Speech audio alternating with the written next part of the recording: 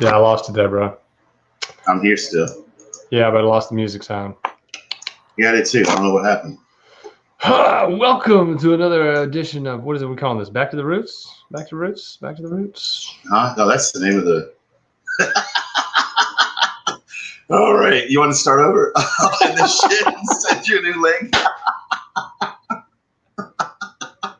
Oh, let's figure out. What are we calling it before I even stop? What are we, it was something. We had something. What was it? Oh, no, you said it's just like your opinion, man, or something. What was it? Just an opinion? I had something, but whatever you came up with after the fact was way better. There's all kind of good stuff, man. I really like the Isthmus podcast, which is like the Isthmus is a bridge connecting two land masses. So it's like we're bridging the gap and Yeah. showing the way. We could call it O Cubed, man. O Cubed. Yeah, only our opinion. Yeah, that's not bad. Maybe we would call it only our opinion, or just an opinion. Jap. No, it's JAO. Jow. Oh yeah, Jow. Okay. Yeah. Yeah, I definitely think we should stop. No, I'm just kidding. How about FYM, man? Free your mind. You know, I tell you what. As far as starting with F, I used to one of my biggest common, what do you call it? Not a mantra, but like a motto is FIO, figure it out. Yeah, we call it because it's just, but I like something along the lines of like, you know, have you thought about it this way? Have you really thought about it? Like this, but this is just an opinion. So like just an opinion. And you can call it Yao.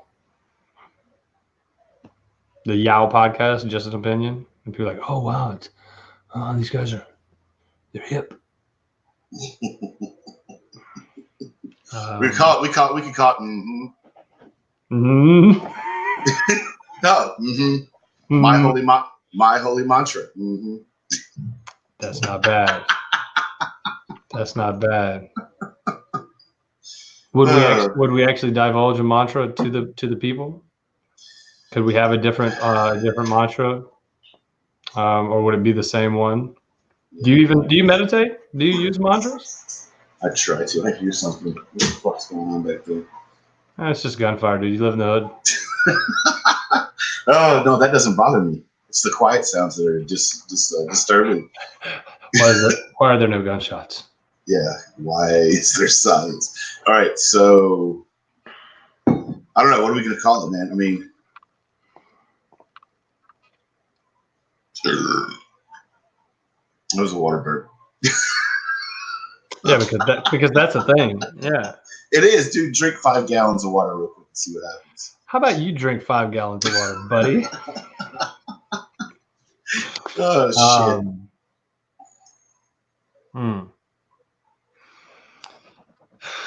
Don't take it personal. We can do that. D-tip. D-tip. I hate D-tip. The dick tip.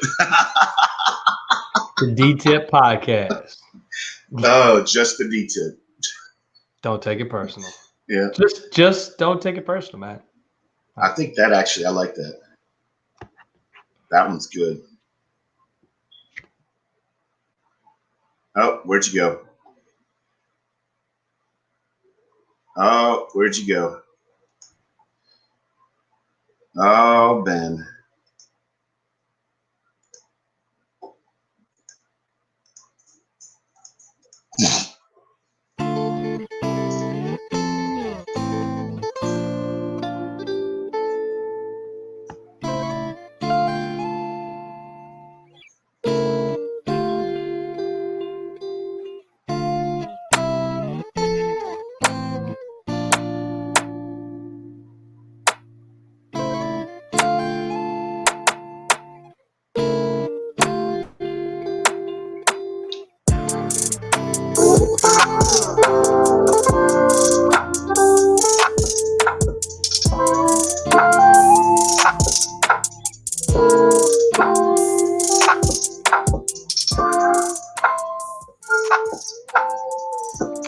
you hear me?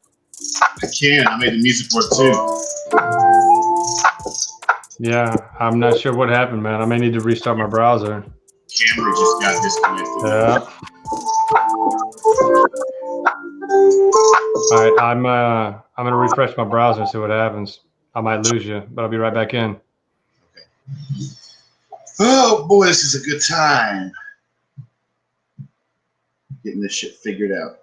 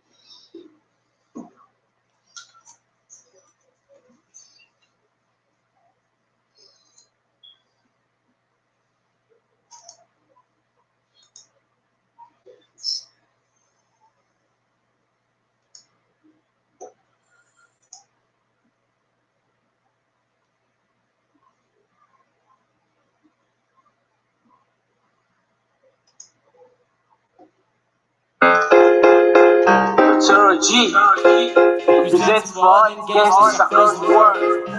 Invest worldwide. That's the whole star. Ride with me, baby. Go side. Try to stop my clock, I'ma stay with the heads, I'ma read my zone before I stand down. When sunrise, another day, it's a Halloween.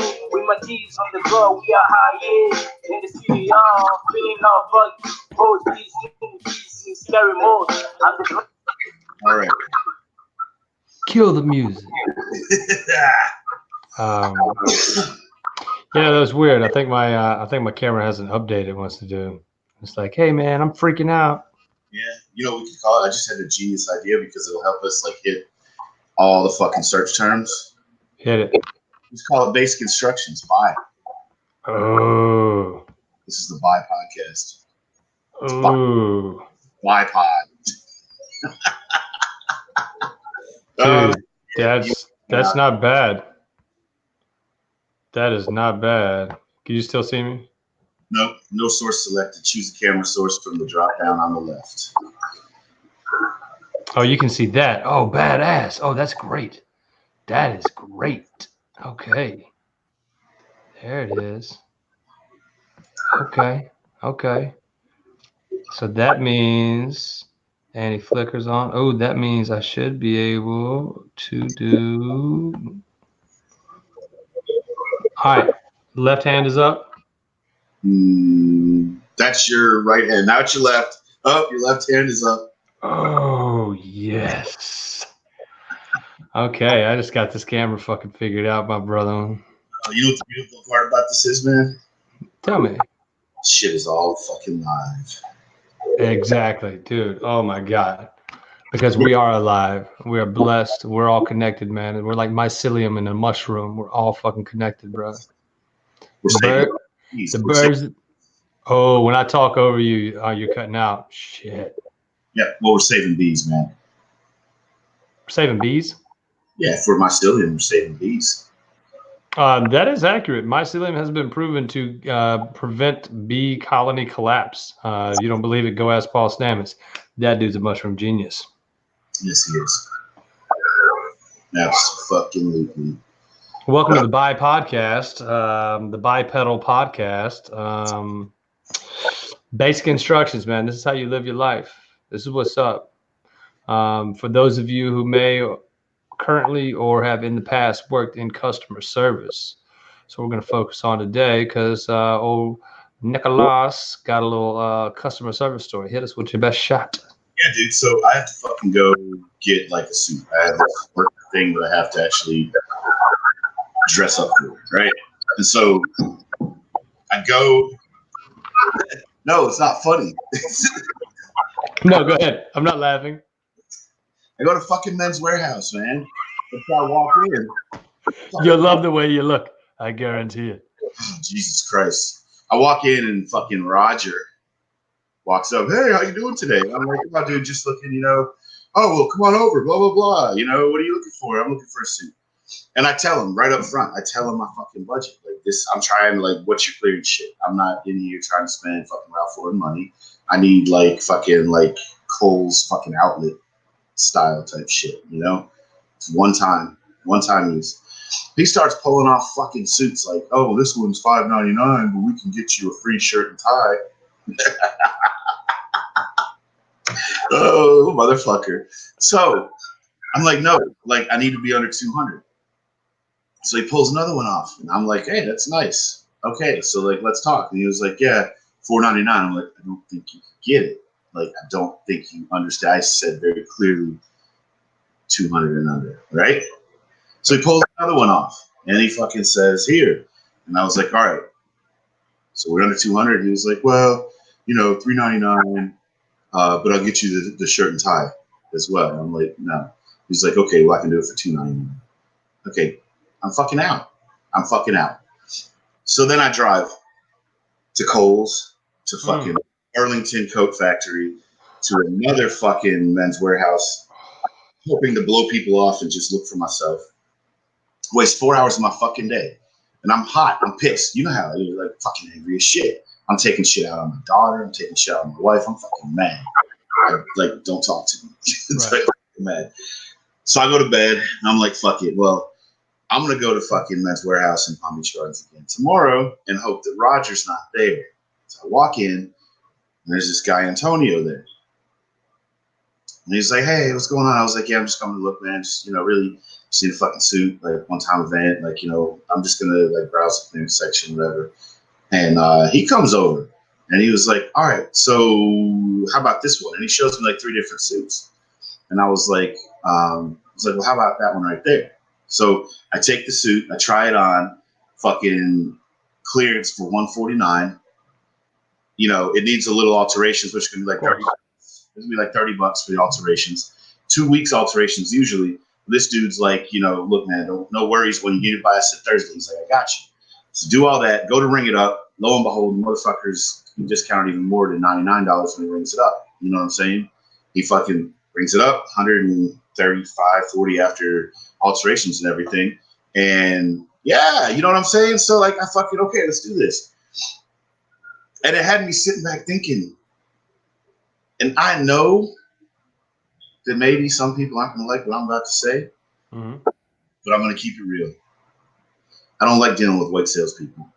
Ooh, as a white man, I can agree. It just doesn't work. They don't get it. They're only about that commission. If I walk in and see somebody not white, I'm not going to say black, Hispanic, Asian, any of that.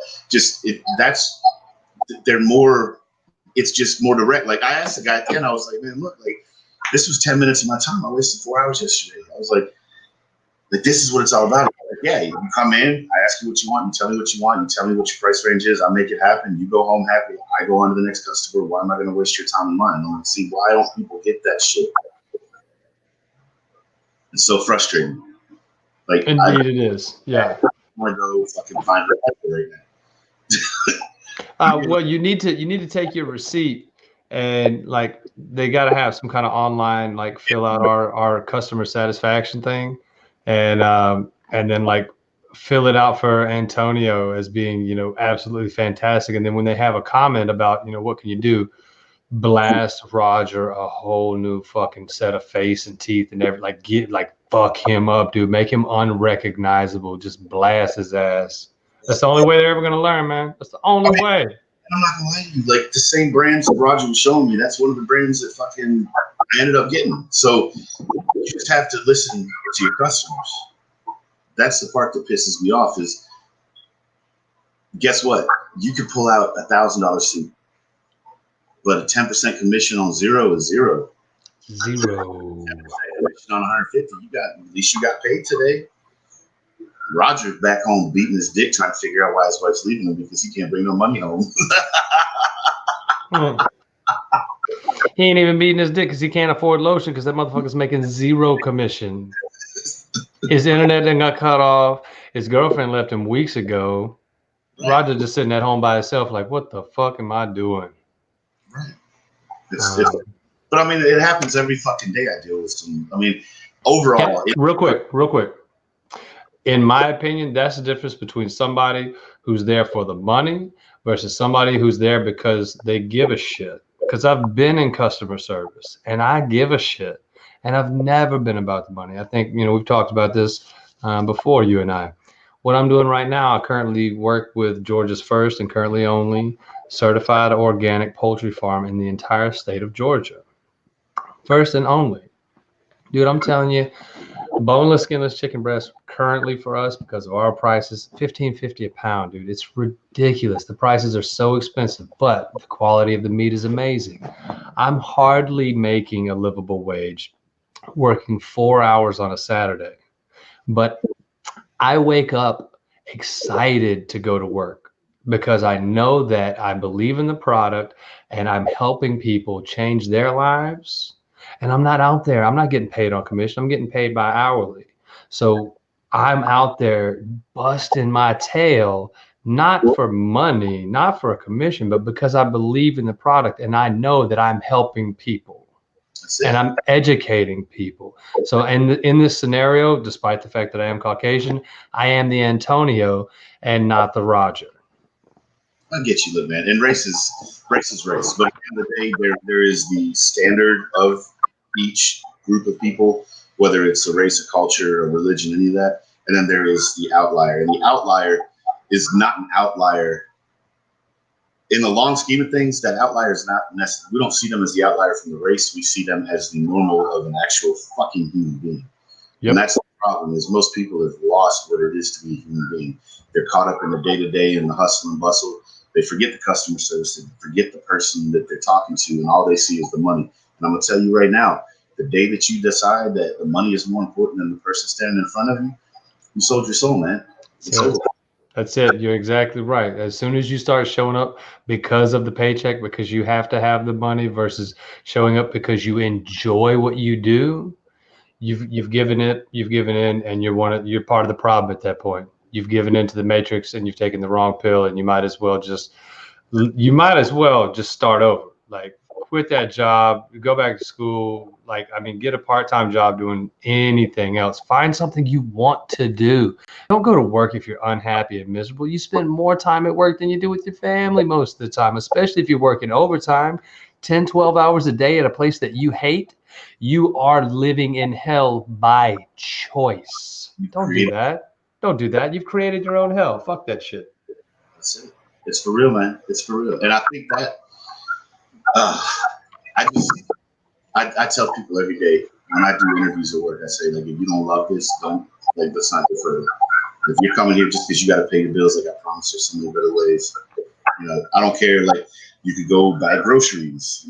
Maybe you could go get on a pole or fucking sell drugs, but this ain't it. Like, don't come here if you don't want to work hard and if you don't want to be here for the people. If it's not for the people you're serving, bow out.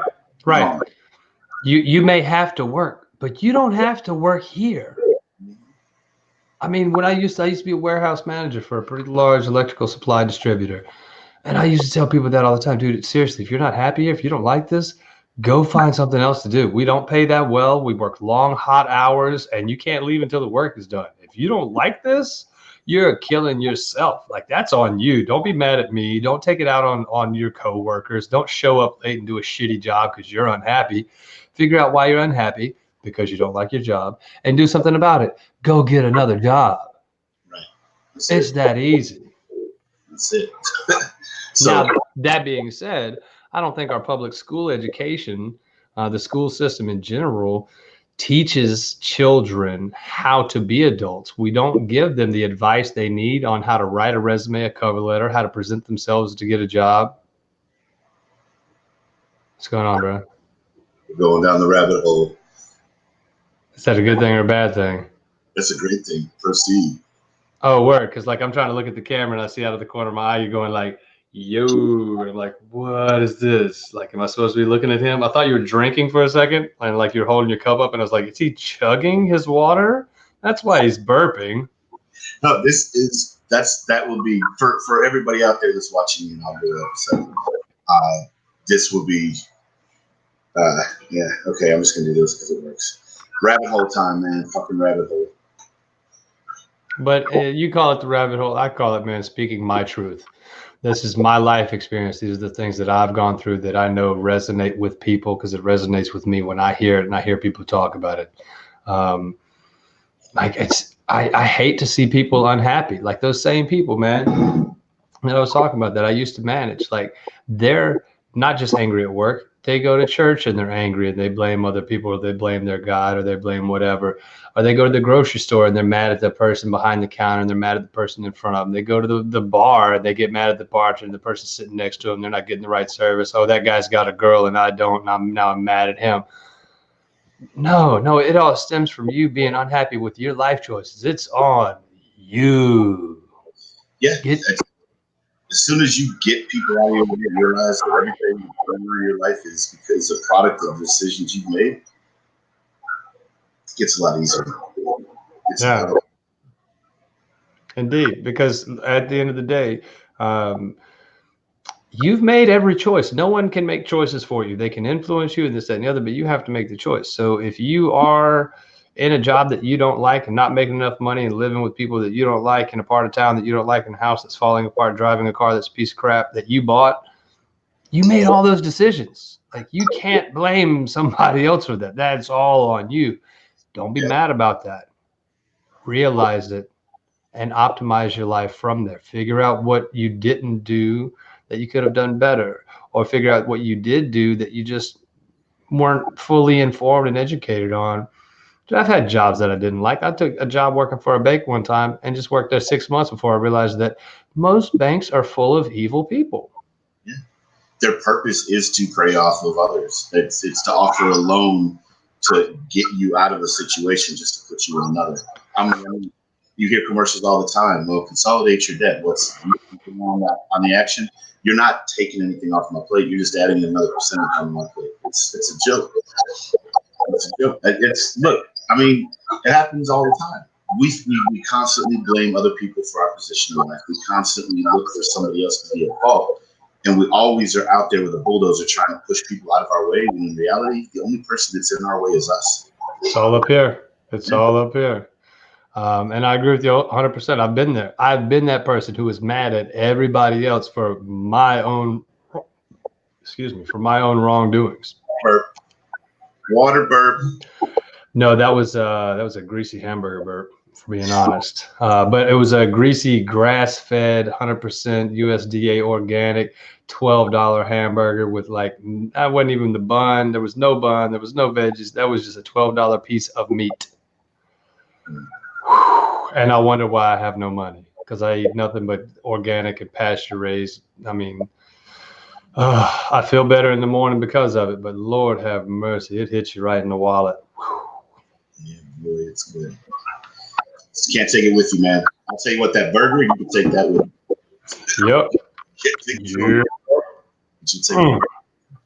Yeah. So, with that being said, like the customer service piece, is it a culture thing that's changing? Where, I mean, I remember, and I'm not saying that I liked it, but I remember a time where the customer was always right, where it was trying to, make sure that your brand was protected and that your people that you were serving were happy. And that has kind of gone away. And I think part of that is because it got too expensive to give a shit. That's part of it. I think people found a way to exploit the customer's always right approach. But I also partially blame it on the laziness of our new generation, where it's the quickest way to the end goal, regardless of quality. Something's going on with your sound, brother. I don't know if you can maybe unplug it, plug it back in or something. How about now? You have to say more than just one little sentence. All right. So I think there was some feedback coming from, because I had the screen. Is it better? That's not better. No. All right, hold on a second.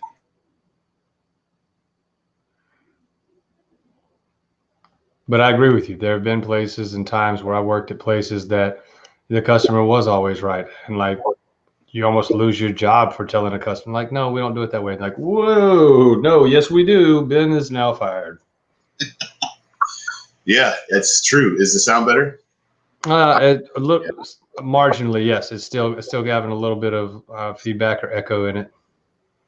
All right, I'm gonna have to figure that out. But I'm gonna keep no worries.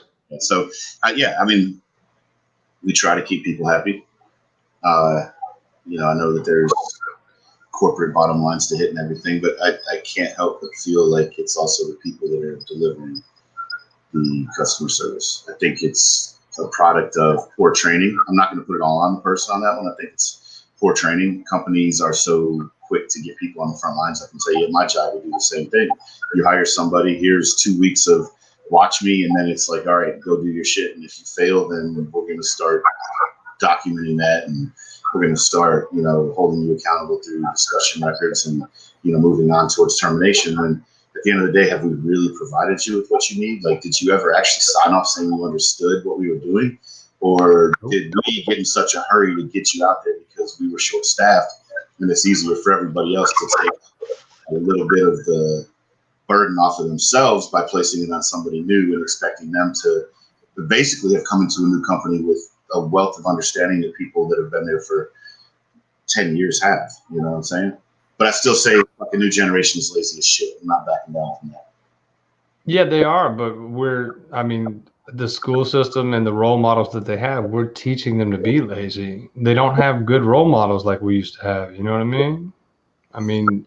I agree that a majority of the millennials are lazy because they have never been taught how to work correctly. A lot of the new kids that are coming up are taught how to skirt the system, how to get away with things, how to like skate by the skin of your teeth and not have to worry about it. I'm working with these guys at this landscaping company, 18 and 19-year-olds. They've never had another job.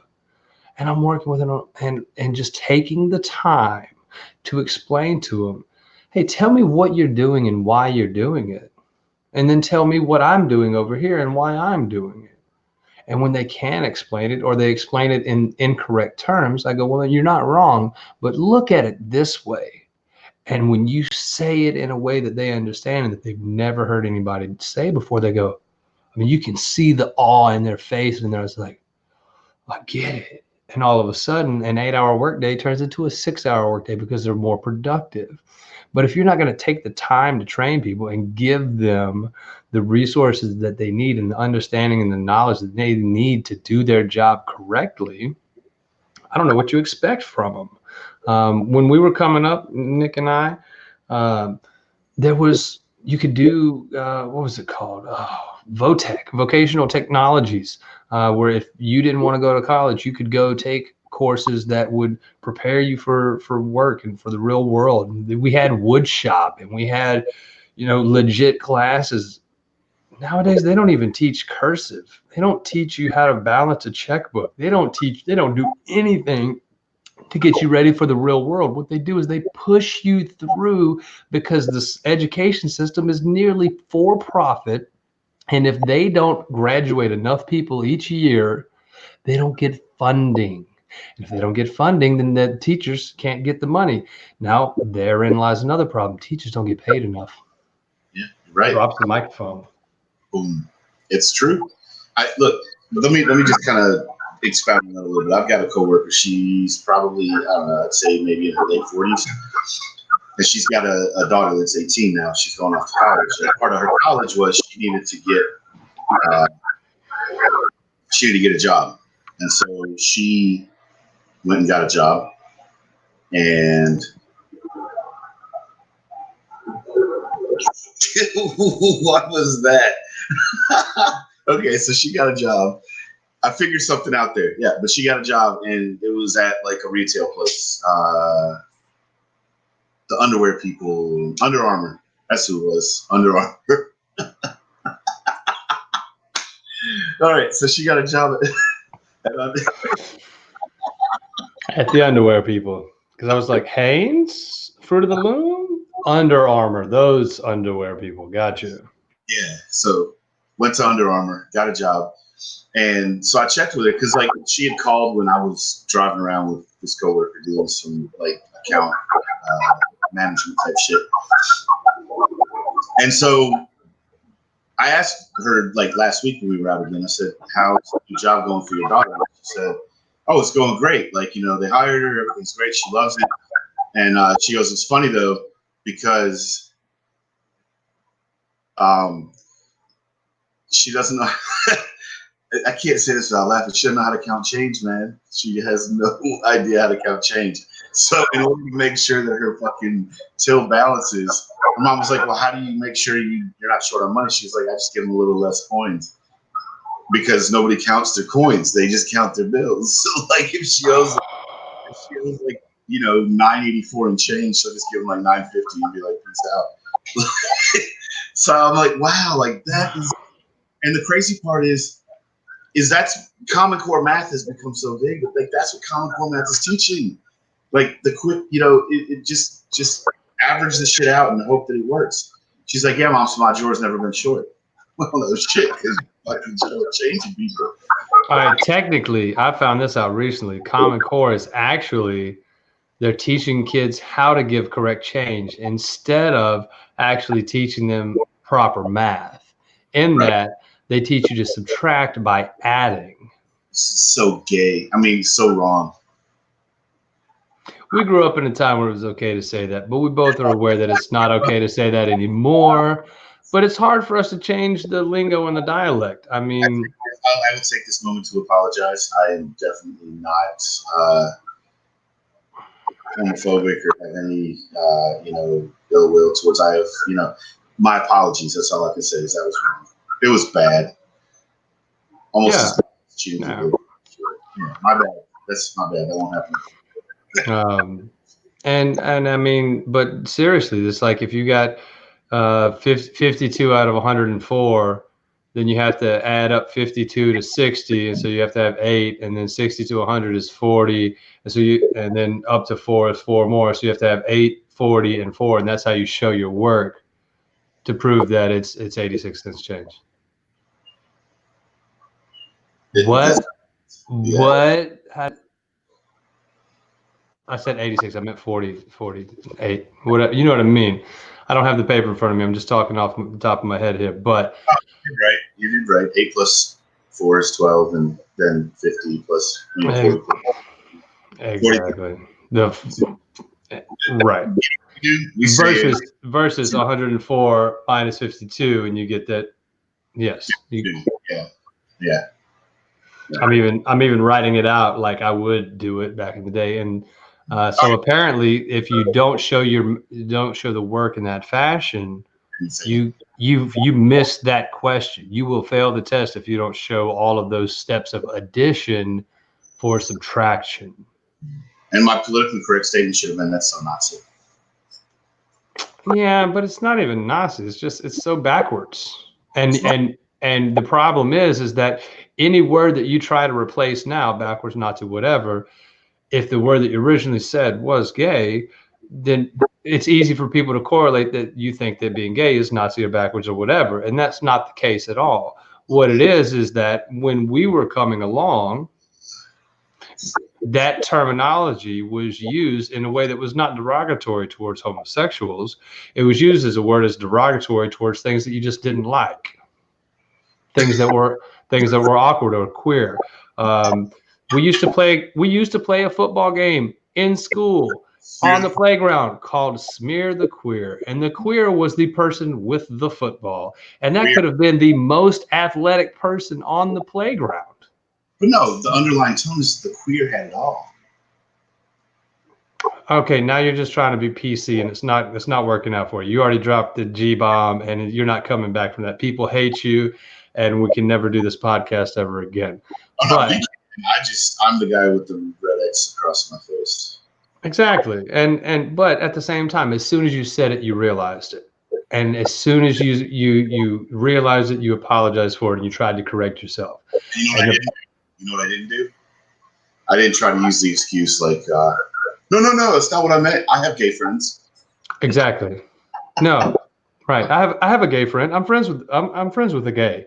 No, but they're legit. There's no coming back from it. There's nothing other than you can do than apologize and try to explain and reason that you didn't mean it in the way that someone most certainly will have heard it, and understanding that in the 80s it was a different time and a different place, and we were young and we were children then.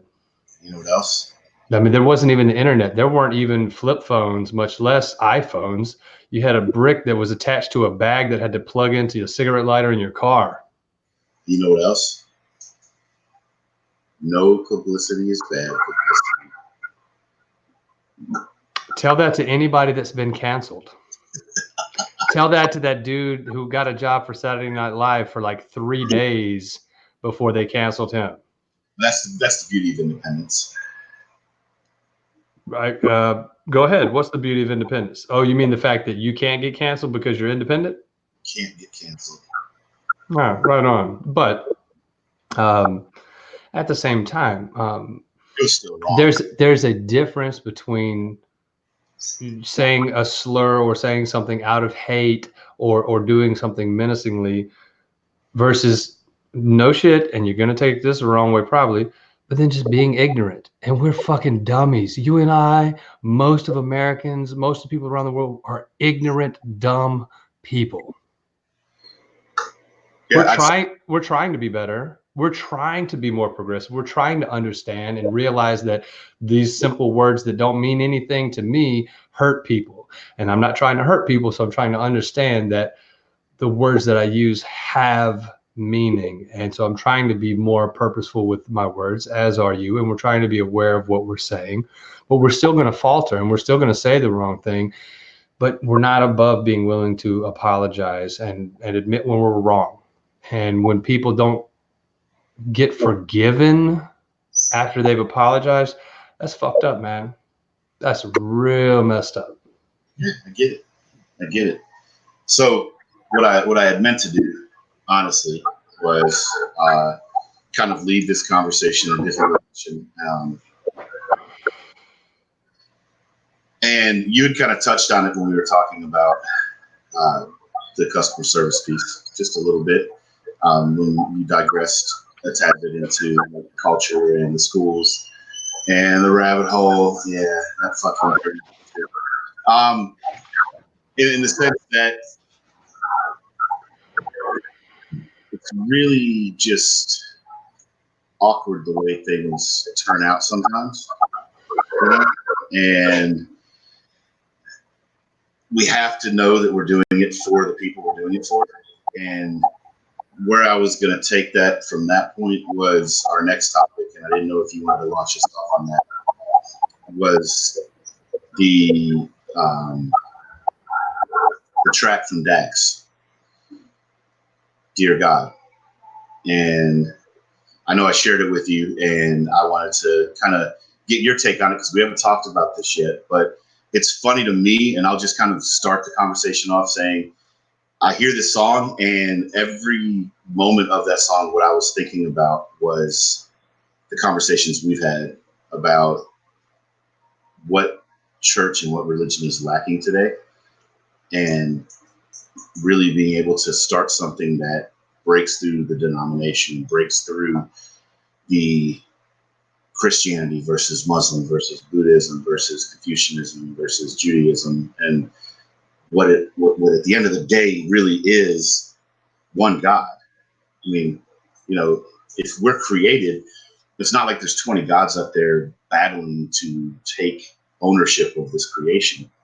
It all came from one person. And so that's kind of what I was thinking about when I was listening to this track, is the things we've talked about and kind of the direction, the skewed religions and the skewed, you know, churches that are out there and all the denominations and how they get lost in that as opposed to being found by it, and how they are misled down a path sometimes instead of given an opportunity themselves to really decide how to get to their God.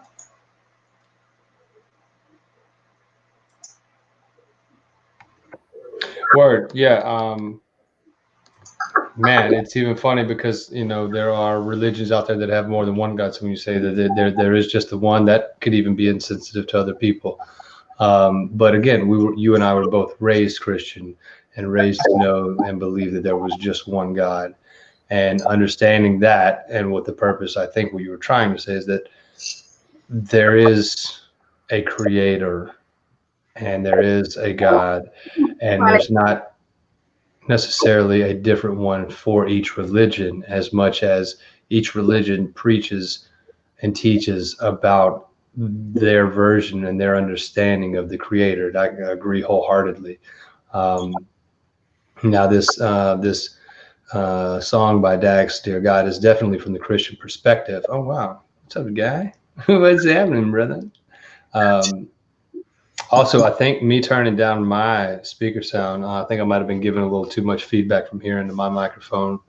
Apologies. But this is, we're trying to figure it all out. We're trying to get there. But I still think there's a little bit of extra. I can't really go down too much lower and still be able to hear things. But this is definitely from a Christian perspective. He even says, I'm a believer, and speaking at it from the perspective of talking to the Christian God. And that being said, let's not talk too much about it, and let's give it a whirl and let it run. Yep, getting it loaded right now, and I'm gonna let just a few pieces. We'll get into it a little bit here, and then kind of dissect if you want to real quick. Just kind of, cover. I don't know, 16 at a time. That sounds good. Not if you agree. No. 16 what at a time? Oh, 16 bars. I'm sorry. Like break it into segments. My bad. No, yeah, sure. Breaking it down as to what he's saying. It might even be easier just to let it play and then go back. Do you have an audio transcript of the lyrics of the song? Actually, give me 2 seconds and I will create a masterpiece. I know that you are laughing at me right now, but that's okay because I'm doing work. It's all good, man. Again, I'm just the brains. You're the muscle behind everything, and all right. Well, you got me. Here we go. We're gonna let this shit roll. I'm gonna start it by playing. We'll go ahead and share the screen. But what I want you to do is make some kind of acknowledgement if you need me to stop so we can cover something, because I don't think I'm going the whole way without pausing it. All right, here we go, and shoot. That will be my signal. Yeah.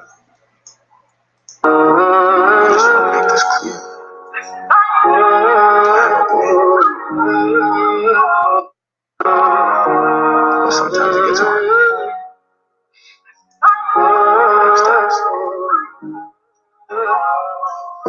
Dear God, there's a lot of questions that I have about the past, and I don't want to hear it from a human. You made it, so you're the last person that I'm ever gonna ask. Tell me what's real, tell me what's fake. Why is everything about you with the debate? What's the point of love? Every time I showed it, I was broken and it's forced me just to only want to hate.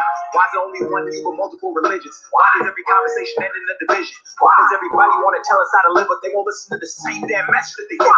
Tell me how to feel. I particularly love that one line about, we were even talking about, why is there one of you but so many religions? In the Christian Bible, there was a story of the Tower of Babel, and how before the Tower of Babel, everyone spoke the same language and could understand each other. And they tried to build a tower to God in the heavens so that they could be with God. And God struck them down and smited them. And when they all come, the dust settled. They could no longer understand anything, and that's when the multiple languages started. And just like I think that in English we say apple, and in Spanish they say manzana, and in every other language it's a different word, but it all means the same thing. And if you look up the definition, like Allah means God, Jehovah means God. I mean, we're picking straw, just splitting hairs over things like that. Yeah, I don't know. Maybe we should have stopped it a little bit sooner. because I feel like he's said so much already. But I think the lyrics are deep, and yeah, you can keep going from there. Yeah, so I mean, like for me, it's obviously, yeah, it's the fact that you can't talk about God without there being an argument. I can tell you, me and my stepdad, we both are Christians. He's a Southern Baptist, I'm a Lutheran. I'm not a traditional Christian by any stretch of the imagination. I don't believe that if you don't believe that Jesus died for your sins, you're going to hell. I don't think that constraining yourself to one book or one, set of beliefs is what is really meant for us. But me and him, we can't even go to church and listen to a sermon and discuss what the sermon meant after the fact without there becoming an argument, because he has such a strict set of guidelines. And if I have any thoughts or any comprehension from that sermon outside of what is known to him and his own belief, it becomes an argument. And so I think that's always been interesting to me, is that there's always, it's not just debate, it's a damn bloodbath, and then even going further from that, just, the other piece that Dax says in the song, talking about how, why do people give this message that they don't even live themselves? And I've always found that to be the crux of what I feel to be what separates me from most Christians, is you can't sit there on Sunday for an hour and a half and say X, Y, and Z, and then you leave church and live your life in a completely different way. You're out there condemning people for doing certain things. Oftentimes it's as simple as drinking, and then they're the ones that drive across a whole goddamn county to buy a bottle of liquor so they're not seen by their counterparts. I mean, look, I was a bartender for many years. The Long Island iced tea was created by Christians so they could drink something that appeared to be iced tea, and that's the most loaded drink you can get at a bar. So I think that you cannot purport yourself to be out trying to save lives and converting people to a religion and telling them what they need to do with their own lives when you don't even follow it behind your own door. I get it, what you do in your house is what you do in your house, but what kind of person goes out and condemns another to an eternity without God and then turns around and breaks another rule of the Bible? I mean, it's as simple as this. If you want to tell me that you have to believe every last piece of the Bible, and you're a Christian, and you go to Red Lobster for all you can eat shrimp, well, guess what, buddy? You just broke a piece in the Bible. It says that we are not to eat shellfish. Now, granted, we can get into a whole debate about Old Testament versus New Testament. We can get into a debate about the fact that the Bible covers both Christianity and Judaism. That's not what we're here to do. I'm just saying it's this dichotomy that exists, and this war that seems to exist between Presbyterians and Methodists and Baptists and Lutherans and Seventh-day Adventists and everything else. I mean, forget all the other religions. Christianity can't even figure this shit out. You're on mute. I was just agreeing with you, man. Just saying, you're so right. There's so many things. I've turned my microphone volume down. Let me know if that's causing any kind of problems or anything. You can still hear me fine? Good. You're muted though. I can see your lips moving. That's it. Say no. But yeah, no. Plenty of Christians will condemn someone else for doing something that they deem incorrect, yet at the same time will break laws within their own religious text, the Bible, on a daily basis, and knowingly, like you said, will go out of their way to hide their sin and then condemn you for what would be any form of different sin, almost said a lesser sin, but sin is sin. And it says that in the Bible. It's be hot or cold. If you're lukewarm, will spit you out of a mouth. I mean, it's just, there's a lot of good teachings within religions, and there's a lot of bad teachings within religions, and there are a lot of people that have been killed in the name of religion, and that just seems backwards to me. But I think we're getting a little off topic. Let's get back to the video, huh?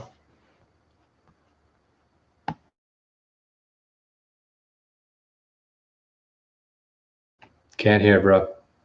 You gotta unmute it.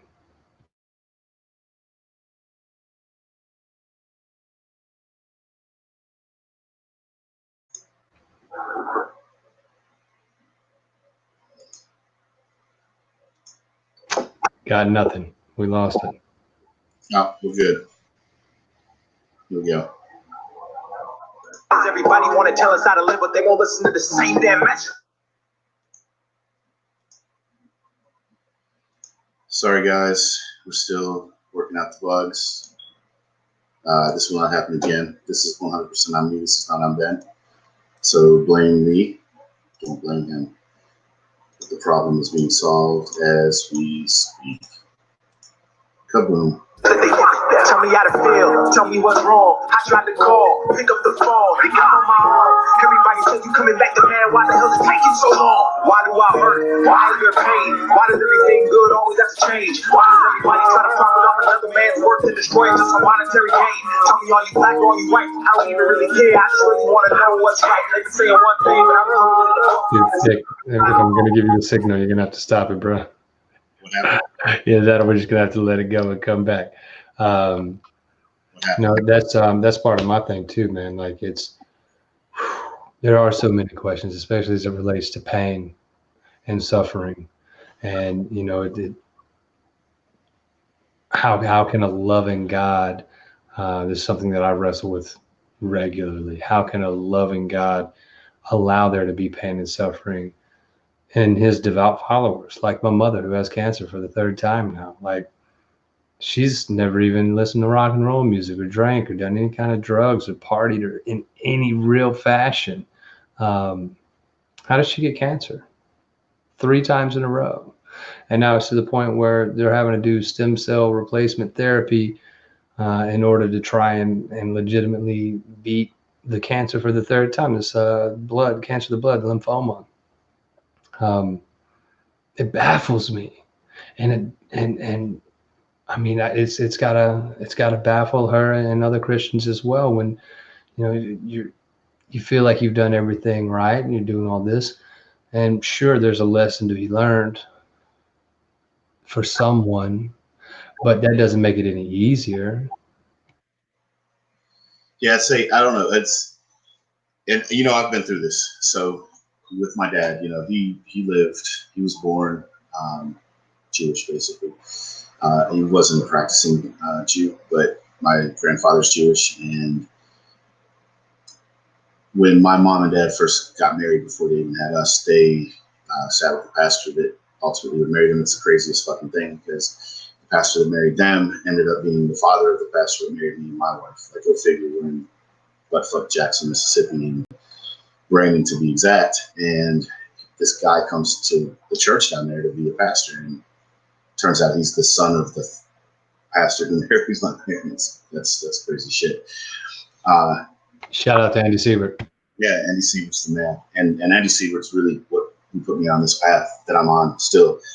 But the story is that they talked to the pastor and, like, how do we raise kids with 2 different religions? And the pastor told him, like, look, you gotta, however you feel, you can make that happen. And my dad wanted us to be Christian. He wasn't a practicing Jew, but he never came to church with us either. And so, like, fast forward years and years into the future, they got married in 1981. In 1998, he came down with mesothelioma, and in 99, he was sitting in the hospital after surgery, talking to Andy, the son of the pastor who married them. He kind of broke down. He was like, look, I've wanted to convert to Christianity, to Lutheran, for a long time, but I've never done it because I didn't want to upset my father. And I now don't want to do it because I don't want God to think I'm just doing it because I'm dying. And Andy sat there and told him, point blank period, like, he knows exactly what's in your heart. God knows what you're doing this for. Yep. And, that's a decision you have to make. And I remember going through confirmation when I was 11, talking to Andy and telling him, like, look, like, what do I believe? Like, you have the Bible and it says all these things, but here's these other people in my life, just like Dax says, that have been telling me all these other things. Like, what do I believe? Who's lying? And, Andy flat out told me, he was like, you have to interpret the Bible within yourself, and you have to find your own path. I can't tell you what to believe. I can't tell you how to get there. Your relationship with God is unlike anybody else's relationship with God. And that's what had me realize that there is no ultimate truth. Even the Bible is written by man. Even if it was given by God to them, they have biases. They have their own internal struggles that, guide their interpretation of what God has said.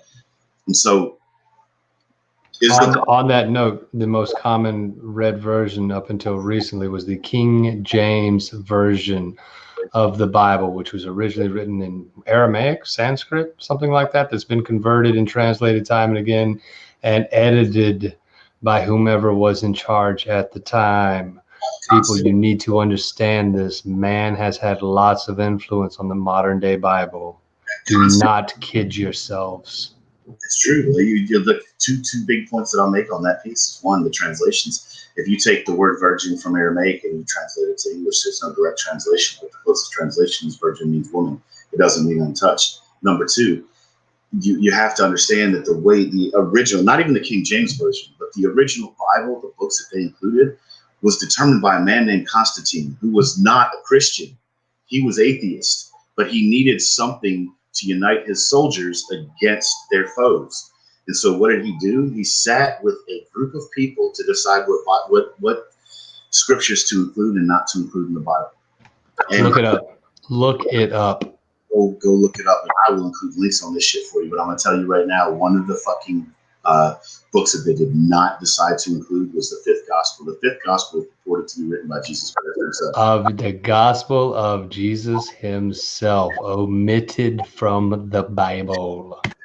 And one of the first verses in that book says, "Let the brick and the wood of the church crumble, and there shall be standing before you your true God, Jesus Christ." So you have to understand, Constantine used the Bible to empower his people to win a war. He did not believe in God, but he used the sign of the cross as a motivational speech to his people to win a war.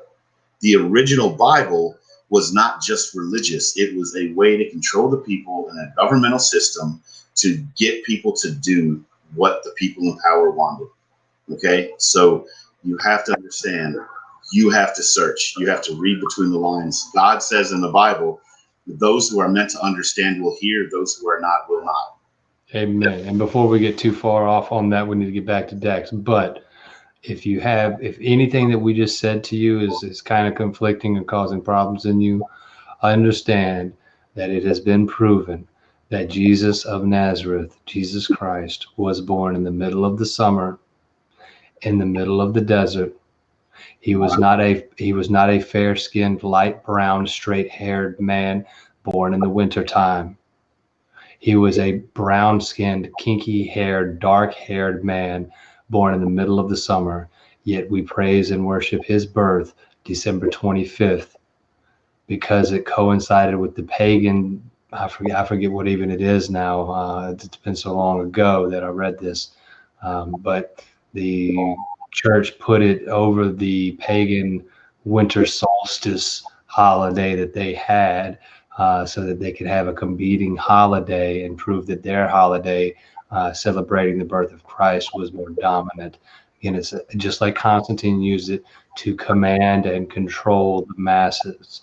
There are plenty of good bits and pieces in there. A lot of it, I believe, did come directly from God. There were words directly spoken by Jesus Christ that are in the Bible. I think there is so much truth with a capital T, truth in the Bible. I am a Christian, but I am not blinded. Let's get back to the video. The entire Bible is a parable.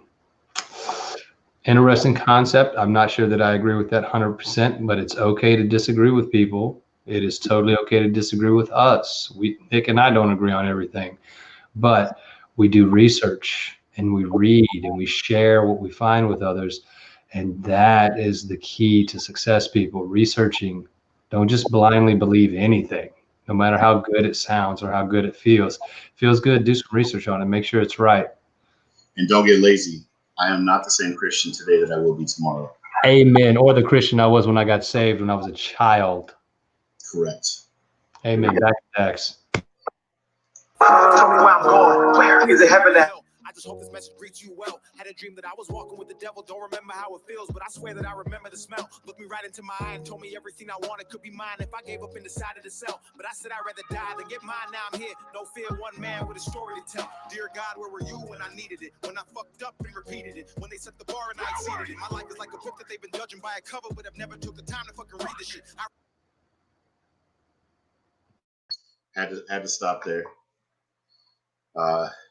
I think that it's not just true about my life, but it's true about the Bible.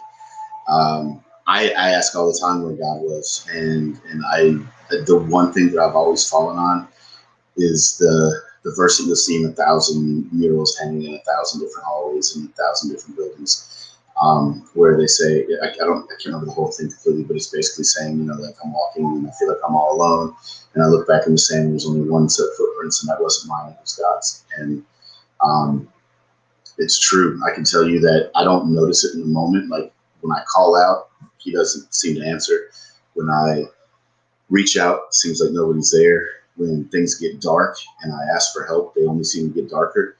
And it took me a long time to realize that was part of growth. That was part of me learning to trust, because it doesn't come easy. It's not like, oh, I'm going to ask for $1 million and I'm going to get it, and that's proof of God. It's the story of Job. It's I'm a believer, and sometimes we're tested. Take something away, are you still a believer? Yes, I am. And until you have nothing left, because what people fail to realize about God is we're not living for the blessings we get here. We get just enough to get through this life. You're not going to get things that are going to make your life easy by relying on God. That is the misconception. Nobody sitting as a CEO of a Fortune 500 company got there because of God. They got there because of their own work, potentially. They might have gotten there by the exact opposite of God, stepping on people and sitting there with the devil coming and saying, I can give this to you. It's going to cost you your soul. And there's a lot of people that give that up. But to think that you are going to get rich because of God, that is a fallacy. It's very clear. One of the pieces of the Bible that I hold to all the time is the meek shall inherit the earth. Because when he does come back, it's not going to be the people that have been in power that remain in power. Will they still have a chance to be saved? Absolutely, in my belief. But are they the ones that are going to be leading the armies against Satan? Absolutely not. They're going to be the guys sitting there on the front lines getting torn to fucking bits. Okay? But you have to understand that just because you don't hear doesn't mean he's not there. Just because you don't see a sign doesn't mean he's not sending you signs. You're getting in your own way. Amen. On that note, I've had to tell people time and time again, and even have arguments and disagreements with my own parents. God talks all the time. We close our ears and don't listen. We are too consumed with ourselves to be quiet and still enough to meditate enough to open our hearts and be able to hear God speaking. Yeah, exactly. And if you're not seeing the signs, it's not because he's not sending them. It's because you're not taking the time out of your day to see them. Okay? We get so blinded by the lottery and the cars and the women and the booze and the drugs and the power that we don't see the signs in front of us. I'm going to tell you right now, when you're driving to work on Monday morning thinking that your life is perfect because you have a beautiful wife and you've got 2 beautiful kids and you've got a picket fence and you've got a great job and there's money in your bank account and your savings, and you're walking to the 7-Eleven and there's a guy outside that's asking you for $1 so he can eat, that's your sign. And you walk past it every single day. And I'm not saying that every single one of them is a man of God. I'm not saying every single one of them is your sign. There are going to be people that you come across that are absolutely evil. I can tell you this, that God tests the strong and the religious with evil people. That's in the Bible. But I'll tell you this on that note. When Jesus comes back, Jesus won't be driving a Tesla. He'll be begging for change on the street corner. Yeah, absolutely. And when you pass by that person, what I can tell you is this, the way that I approach it in life is this. If I see this guy at a gas station who's asking for something, I'll buy him a sandwich. And I've had many people give me back the sandwich because that's not what they truly want. Yeah, they'll turn down food and drink because that's not what they want. And I'm not willing to give it to you for drugs because I've been there, and drugs aren't the answer. You clearly need sustenance. You need energy and calories to get through the day. I will provide these things for you because a man cannot live by bread alone. Yeah. I will show you that and try to help you give faith, but I will not give you cash money just on the side of the road. That's, and again, the reason I don't is because I've had people turn away food, legitimate, freshly made food, a Subway sandwich, freshly made. Oh, I don't like that. You can't pick it off. You can't find anything good to eat in here. Then you're not hungry. You don't want money for food. Yeah, I can tell you most people that really truly need, they're going to ask you. Right before we had the hurricane hit here years ago, a guy asked me for food, and I went in and I bought him a loaf of bread, some peanut butter, a little bit of cheese, a few bags of chips, a case of water, and everything else. And I came back out and handed it to him, and you can see the gratefulness in his eyes. But I digress. The point of the matter is this: is the signs are there for you. Your life too often gets in the way. So with that, I'm going to get back to the song. But just know, if you're not living for God, it's not because it's God's fault. It's on you. I remember telling you my goals and my dreams, but you didn't even answer, so I guess you didn't believe in it. I remember sitting with a gun to my head trying to ask you for some help, but I guess you didn't believe in it. I don't want religion, I need that spirituality. I don't want a church, I need people to call a family. I don't want to tell my sins to another sinner just because he's got a robe when you went to some academy. I don't want to read. Deep. That's what we're talking about right there. That's what we're talking about right there. I know the church has hurt a lot of people, and I know the church has turned a lot of people away. I can tell you, I watched, I'm not going to mention the church, but I went to a church where they had a Feed the Hungry drive, and they were asking for money. For a month, they gathered money from the richest and wealthiest people in Brandon, Mississippi. And the day that they stopped that drive was the day that they opened up construction on the grounds for a new $1 million basketball court. So I get it. I know all about that too. Yep. I donated my time with a, I don't want to, again, I'm not trying to call out anybody because I don't know that that everyone's bad, but I was traveling around the country and I stopped in the panhandle of Florida and decided to volunteer my time and services with a Christian-based organization, and was very conflicted that we were not allowed to take someone who was living in a trailer covered in filth because they had no electricity, no running water. We weren't able to bring them back to the church where we were stationed that had showers and food to give this person a shower and food, which he'd clearly not had in greater than a week. All we were allowed to do was clean the limbs up out of his yard so that other people could bring food and water to him. And then when we get back to the church, they said to me, "Oh, here, have a shower, have a bed, have a meal." And I said, "I'm traveling and I'm fully sustainable. I have my own bed, I have a tent, I have a shower, and I have plenty of food for myself. I don't need anything from you. I'm volunteering my muscles and my services. Why are we not helping the people?" "Oh, well, because that's not our job." And I refuse to do any service with them ever again because it just seems very backwards to me that there's so much bureaucracy in organizations that you can't legitimately help those who are in need. That's not what Christ would do, and that's not what I believe in. Not at all.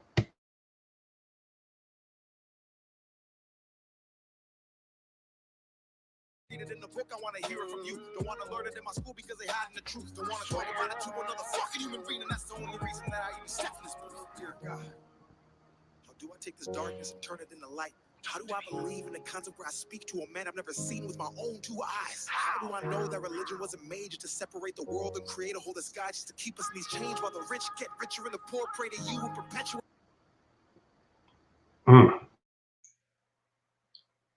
It's a powerful shit right there. I mean, two major questions. Number one, how do you believe in a concept or a person you've never seen? And that's the crux of faith.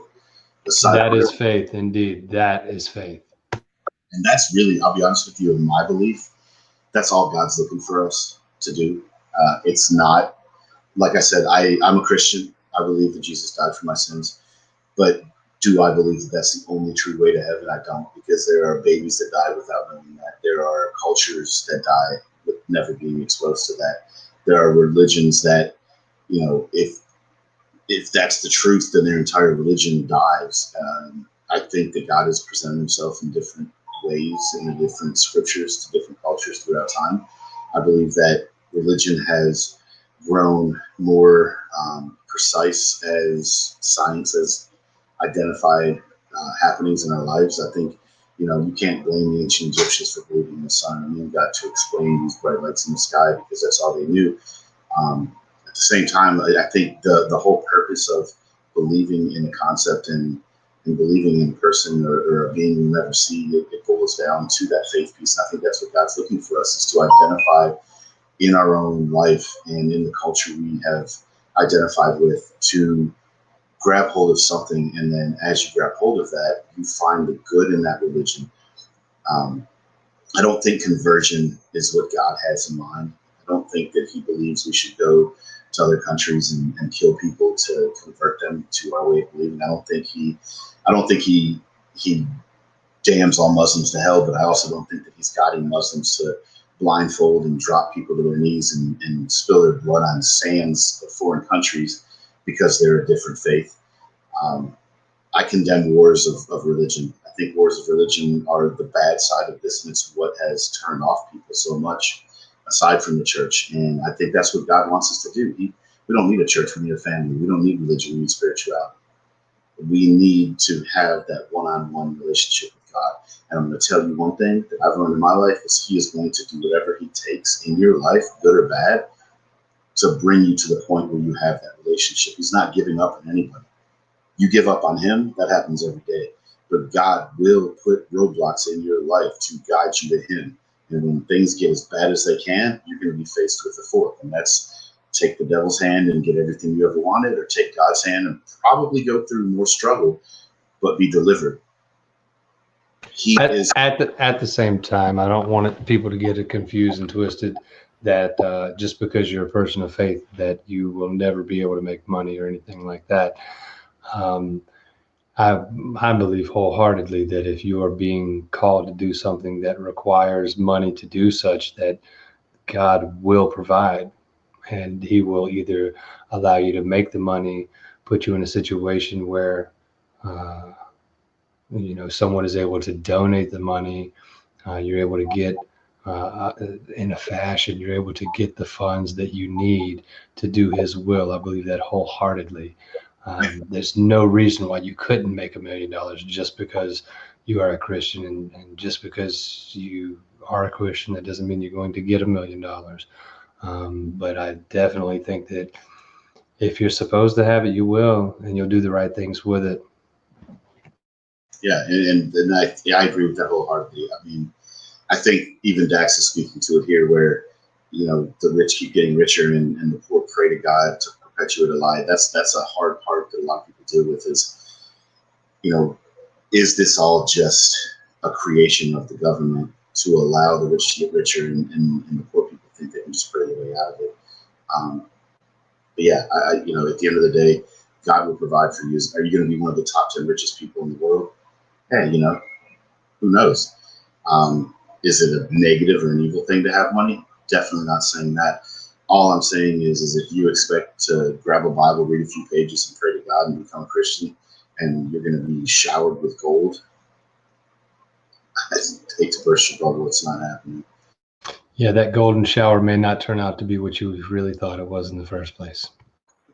I just want to pee on you. Drip, drip, drip. Dave Chappelle's hilarious, by the way. Anyway, back to the video. Way to lie. How do I know this ain't some big joke? How can I have faith when there is no hope? How the hell does one man have $100 billion and we still have people on the street that are broke? There's a lot of things I want to talk about and get off my chest. I can't sleep because the devil won't let me rest. I used to know a fucking pastor in a church and I can still hear the screams of the kids he will fucking molest. Dear God! And that's rough, man.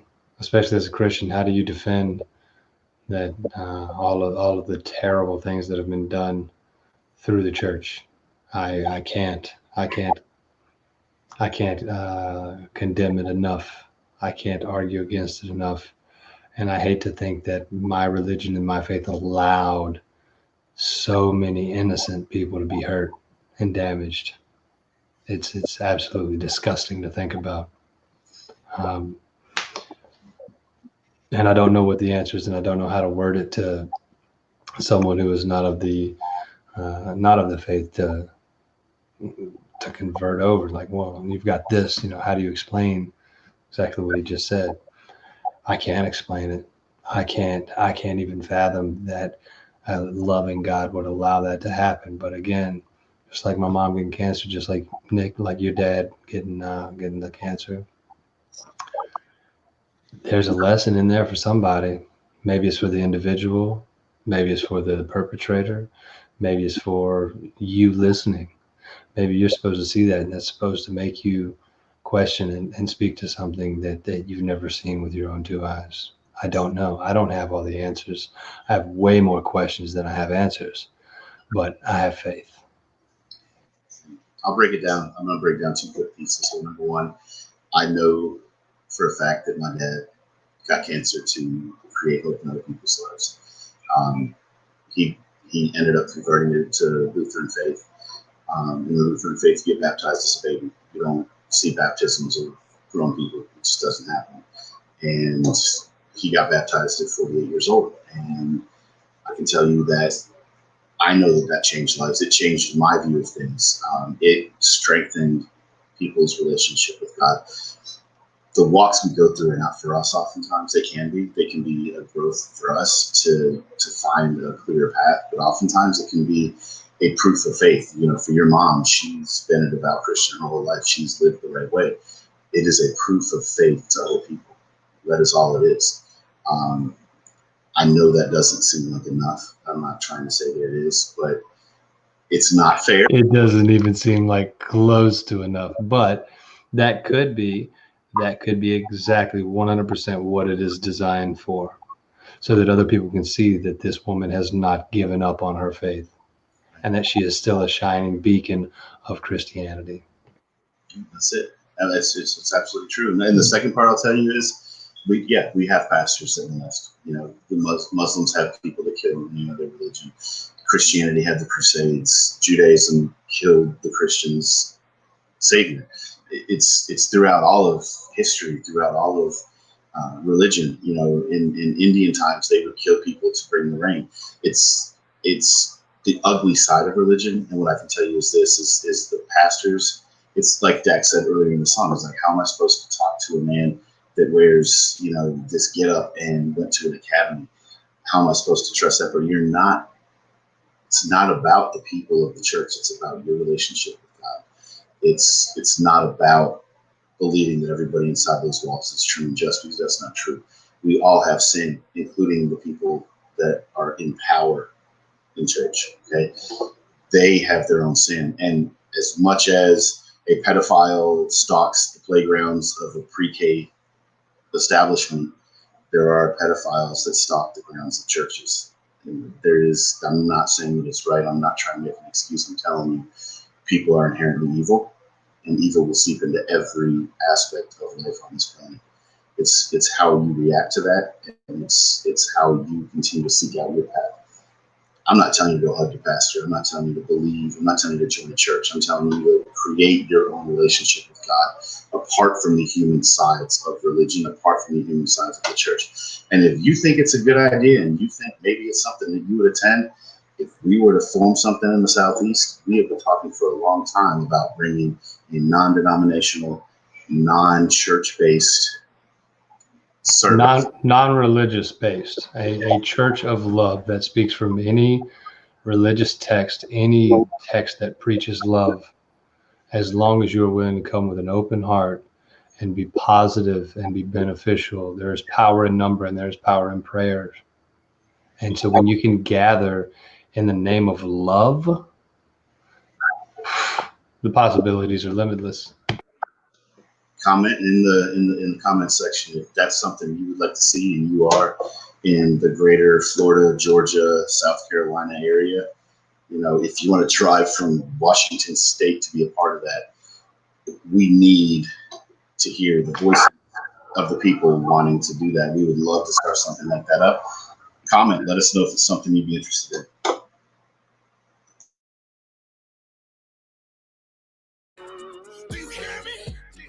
supposed to fear you, but you ain't said shit, so maybe it's you who actually fears me. I don't know the answer, I just want to see it clearly. So many lies, 1,000 different theories. All I want to know is who really made religion, because I know it wasn't you, but don't nobody believe me. No more lies, no more death.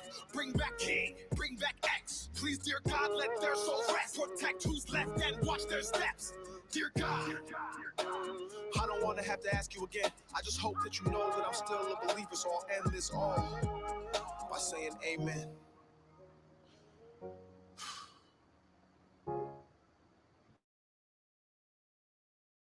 Long time, man. That's it's deep, and it takes a lot of balls for somebody to get in the booth and record something like that and then put it out for everybody to hear. That's not easy. He's not to my understanding, he is not just a Christian rapper. He's just a rapper who happens to be Christian, and I think it's a wonderful, beautiful thing. But anybody who's willing to state all those questions and end it with "I'm still a believer" and saying amen as though it's a prayer, I think that really goes to show, and leading by example goes to show that praying is easy, and there's no wrong way to pray. And you can talk to something that you've never seen with your own two eyes, like it's standing right there, like it's a best friend that you've known for years, like it's sitting in the room right across from you. You can say, "Hey man, I'm feeling lost right now. I don't understand. I need peace and serenity." You can go to sleep, you can go to a party, you can go have sex with your girlfriend after that. He knows your heart, man. The creator, the source of truth and love, knows what the fuck is up. I agree. I can tell you it's definitely something that I have found a lot of peace in, and it's not a Bible verse, and it's not something you can find in any religious scripture, but the whole saying, this is something that it's not something that I sit there and say to myself a lot, but it helped me understand how to get through those times. And it's, I'm sure everybody's going to know it, but God grant me the serenity to accept things I cannot change, courage to change the things I can, and wisdom to know the difference. And that, that speaks volumes. It's, you can't, don't expect this to be an easy path. Don't expect this to be carefree. Don't expect it to fix your problems today. Don't expect it to explain the problems from yesterday, and don't expect it to expunge problems from tomorrow. But you have to start somewhere, and that somewhere is reaching out and asking for contact. Whatever your religion may be, ask for contact. Start to speak. You're not going to hear a response right away. It's going to take you a while to notice the nuances in life, but I promise you this. Look around. Go outside tomorrow morning when the sun is rising. If you can explain the sun rising and the landscape without God, I'd like to. Let me tell you this. I'll put this to you, Nick. I want to disagree with you there, because if you're at the right place and your heart is at the right place and you legitimately ask, there is nothing that says that you may not hear immediately.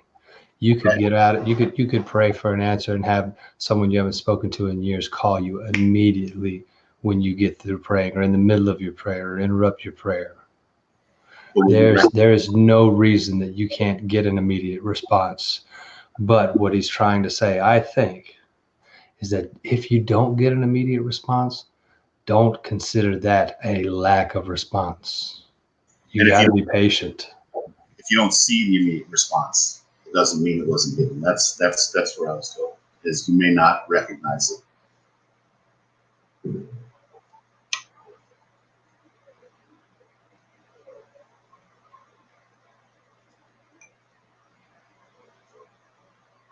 You're still on mute. I can't unmute you. Wow, I thought you had control over that. But I mean, my goodness, we've all been down. Just like Dak said in that song, man. He's been so close to suicide, he had a gun to his own head. We've all been down. Don't you dare think that you're the only one that's felt the way you feel. That's the most selfish thing you could do, and about the most ignorant thing you could do. And before you feel like you're getting judged, I started this whole conversation by talking that Nick and I are two of the most ignorant people I've ever met. But we try, we learn and grow every day. And our faith helps us to do that.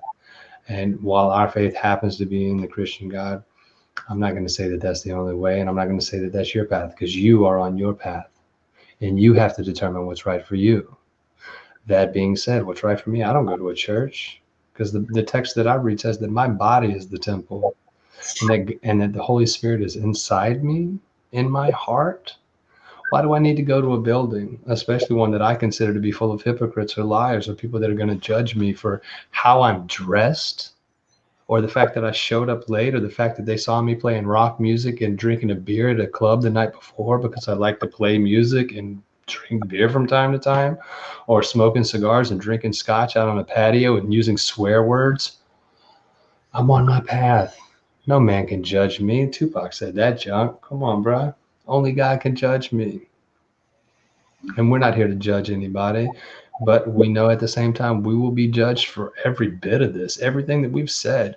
Dax get judged probably for his stuff all the time.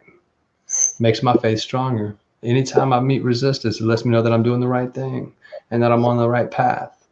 And when I get down and I question it and I can't find a way out, I ask, and then I'm patient and I listen.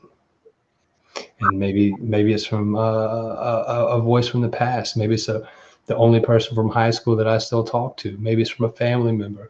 Maybe it's from the coworker that I see every day, going, "Hey man, you feeling all right today? It looks like you, man. Let me buy you lunch today. Let me do this.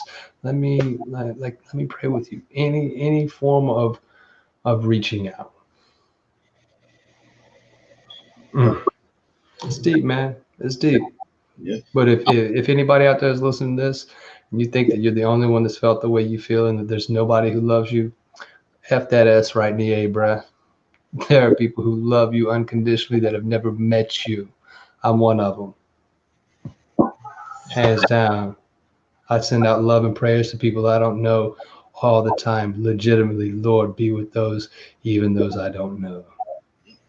True. Because I will meet you one day, and I want you to be on my side in any capacity. I don't want struggles. I don't want strife, nor do I want you to have any. I don't want to meet you one day and you rob me, or you wreck my car, or do whatever because you're feeling however you're feeling. I want you to be feeling so good that everything bounces off you and you're untouchable, just like the way I feel. Now, granted, I'm not untouchable. I get my feelings hurt all the time. I have a broken toe right now. I had poison ivy a few months ago. I am not invincible, but I feel that way because I know that I'm stronger because of my faith.